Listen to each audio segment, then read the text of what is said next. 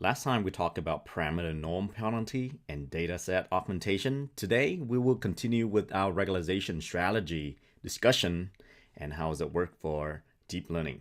So in particularly, we'll start with multitask learning or parameter sharing. So multitask learning is a way to improve generalization by pooling example arises out of several tasks. And the reason this method works so well is that the better generation are achieved because different tasks can share the parameter across the tasks, and the statistical strength of these shared parameters is greatly improved compared to a single task. Now, I'm going to give you an example of this network. So say that we have multiple tasks here to predict y1 and y2 here, and we share the common input data x. So this data x will be shared to solve multiple tasks y1 and y2. What we can do is in the lower representation layer, we can learn the shared parameter that is shared among all the tasks. And these are captured sort of a more generic parameters. And then in the upper layer, we're going to try to learn more task-specific parameters. The neat thing about this is that the task-specific parameter can be derived or developed from the lower generic parameters to particularly for a task. So the H1 will be served to predict Y1, H2 we're trying to predict Y2. And this can be, the shared parameter can be learned jointly across the tasks. Now there are some upper layer of parameter associated with no output tasks. But this still help explain some variation in the input data. And typically, these upper layer task-specific parameter is used for unsupervised learning, where you try not to predict an output, but trying to do some clustering, perhaps, or dimensionality reduction. So this sort of give you a regularized network to give a greater generalization power to the neural net. Next, we will talk about early stopping. And I know you will like this because you actually have seen it happen before. And now we have a definite approach for it. So remember when you plot some performance of your model and you notice your training error get reduced at the number of iteration you run. Maybe you run your gradient descent perhaps, and you can notice the training set error go down and down and down, while your validation error kind of go down at first and start rising again. And you start pulling your hair because you say, what happened? The training error is so good. So in this case, your algorithm at the number of epoch increases, it start getting overfit. So how do you get around this, right? How do you know when to stop is an important question, right? So what you can do is you can check the validation error at every single epoch, and you will stop the training when the validation errors hit the lowest. The ideas are quite simple, but yet it's very effective. So early stopping actually is the most common used form of regularization in deep learning because it's simple yet effective. So let's dig into it, how the algorithm actually works. And this, I'll show you some pseudocodes here. So n is the number of step or epoch. We can also define P is what's called patient. Patient is the number of time observed a lower value of the validation errors before give up. So you say, well, maybe due to noise, so I'm going to keep going, until the error worsen many time or P time. Okay, so you initialize your parameter W. Well, theta, you can think about a set of parameters just like W. So theta, you initialize a bunch of parameters here. You set the best theta at the current state of theta. And you're going to update this best theta as you go. And also the best I. I is the number of iteration, right? So y the j, which is the index less than p. P is the number of patient, right? A patient's number.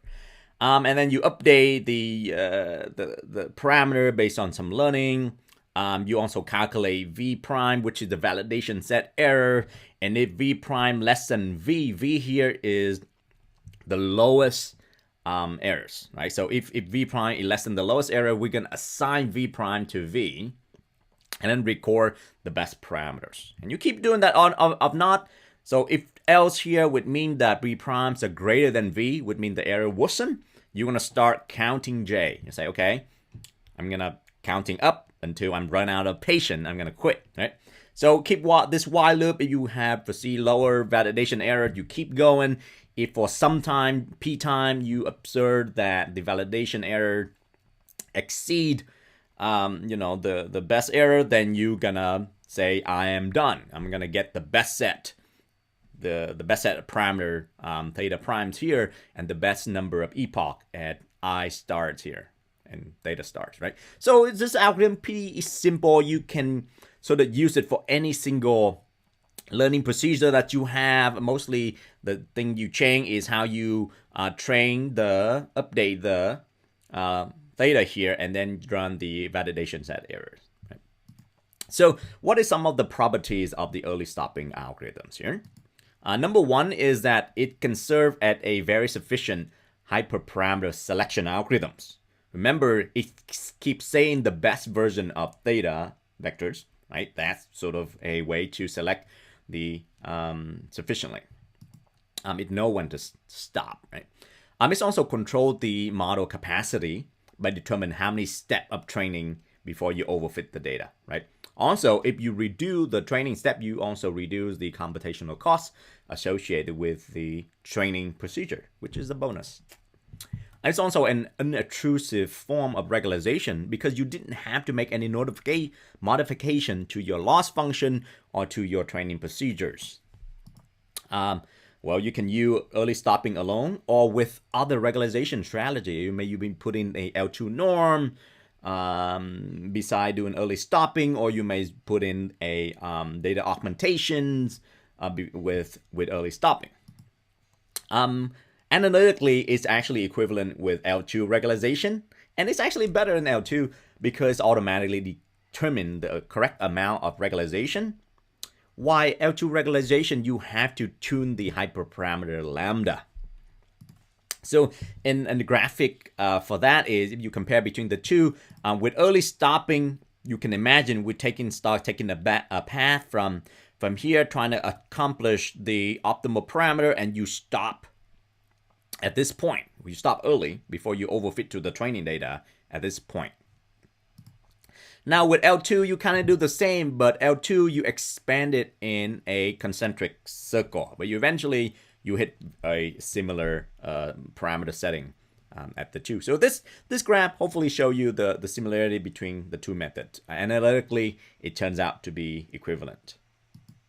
Okay, next we're talking about ensemble learning, which is another form of regularizations, and it seems work well in neural network.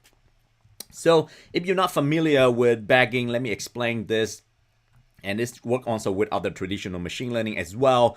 Say you have a data set with some associated label. What you can do, you can take subset with replacement from this data set. So you end up with multiple subset from 1 to m here. And for each of these subset called bootstrap, you train a model based on that. So you train m models here. And eventually, you're going to combine this m model and trying to let this M model vote on a unobserved input, and depend on the vote, you will determine the correct label.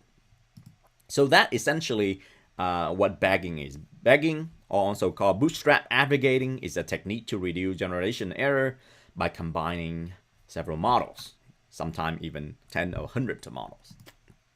The idea is, well, if you train the model separately, but then when you do classification or regression, you combine their vote together. And the reason that work is that assuming different model will not usually making the same errors on the test set, right? So many techniques employing this idea are commonly known as ensemble learning. Okay, so why averaging work? We're gonna dig into a bit of a math to figure out why combining different model make it errors go down a bit more. So consider a set of k regression models, and each of the model in k makes some error epsilon I. So I go from 1 to k on each example, and the error drawn from a normal distribution of variance, expected value of epsilon I squared. and covariant, which is the interaction between different models here, expected error between epsilon I and epsilon j. So the expected square error of the example is calculated at this quantity, square errors. You can think about this is average error of all the model.